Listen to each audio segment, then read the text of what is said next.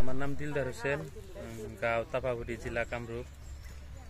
আমি বিয়ানারের black bullet লাগাইছিলাম, চাষ করছিলাম, খুব ভালো ফল পেয়েছি।